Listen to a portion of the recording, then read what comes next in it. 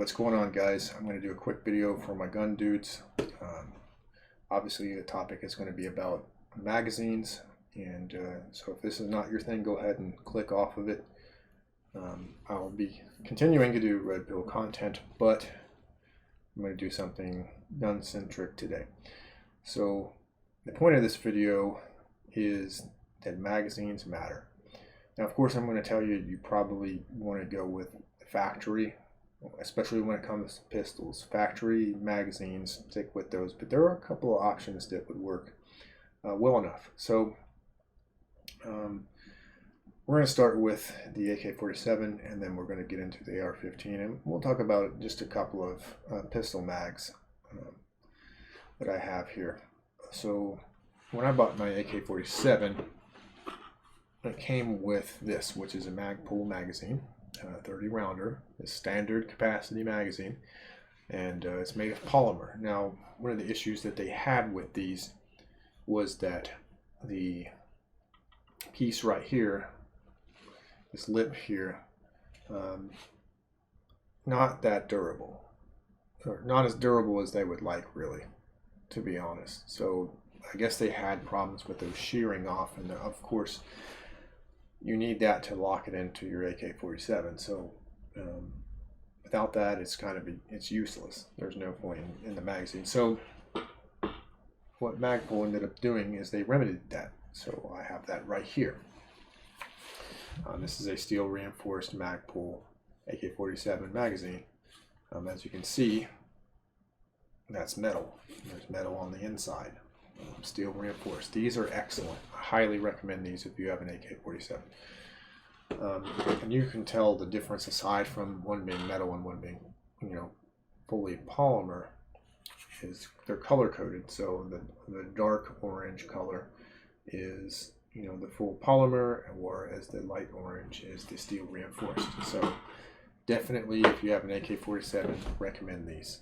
They're going to cost you a little bit, obviously, because the materials used, but you can't go wrong. Much like the Magpul I showed, the first Magpul I showed, this is a Tapco.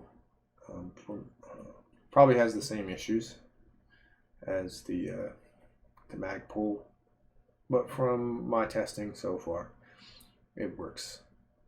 But I would honestly recommend either the steel reinforced Magpul or one of these. This is a Croatian steel AK-47 magazine in the classic look for an AK. Recommend it.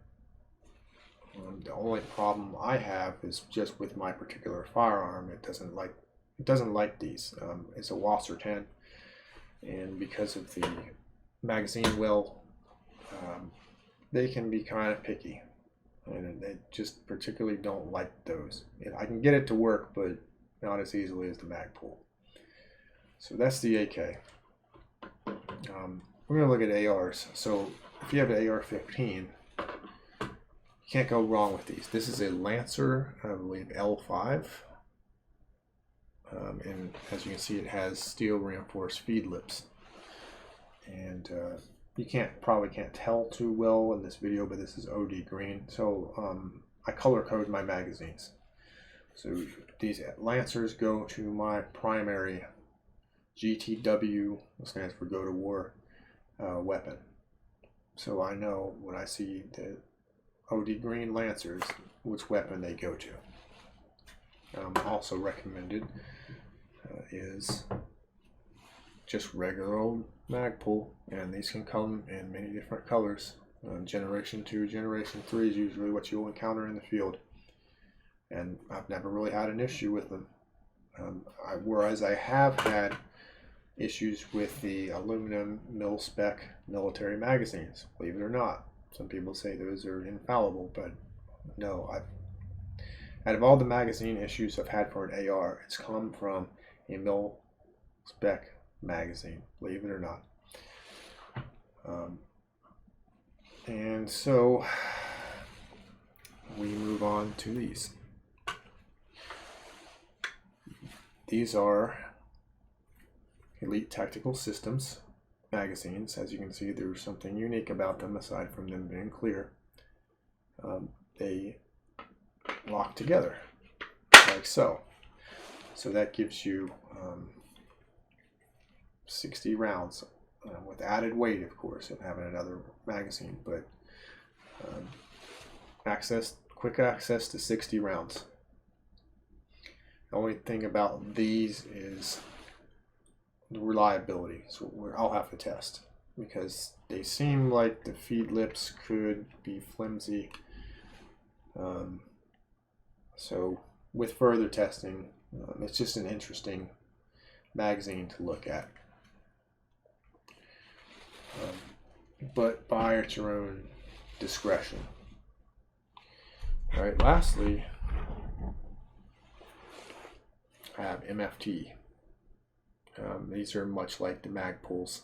I found them very reliable, and of course these are color coded.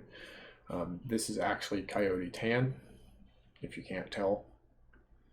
And the reason for that is this is loaded with 300 blackout. So I know that when I see Coyote Tan, it's going to be 300 blackout instead of 556, and you don't want to mix those up. It can be a bad day.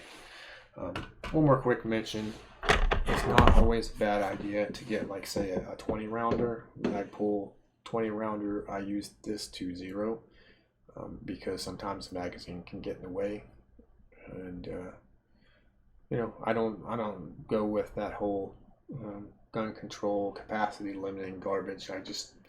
It's just in the way less when I'm, you know, I'm in the prone or shooting from a rest position. Worth investing in at least one. All right. So last thing I want to cover as far as magazines are concerned is Magpul pistol mags, and these are not factory. I know I told you earlier, go with factory always. A lot of times, like say these are for my CZ75 Bravo. They're 16 rounders, all steel. They have issues. Some of them you can shake it and you can kind of hear a round moving, and that's annoying, but they're good. But I believe that if I wanted to get an extended mag, I think that they make those in the factory. So I wouldn't recommend most of the time buying an off-brand pistol magazine. However, again, these two.